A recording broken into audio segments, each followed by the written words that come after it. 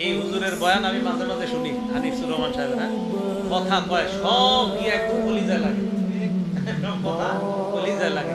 একটা বয়ান করছে, কতবার যে এই বয়ানটা আমি শুনছি জানেন না। এই যে একটা বয়ান আছে দেখবেন, যে তুমি আজকে কার জন্য কি করলা, বড় বড় বিল্ডিং করলা, ফাইলিং করলা, তুমি মরে যাইবা, সব শেষ। এটা জানেন না, এত হিট করছে এই বয়ান, দিলে হিট করে। কি কইল উনি?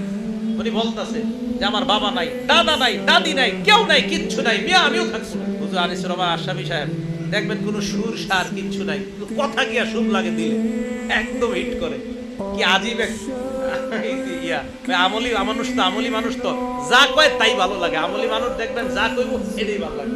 আপনাকে যদি একটা থাবর দেয় আমলি মানুষ, জি হুজুর মারেন, আমারে মারেন, তাও ভালো লাগবে।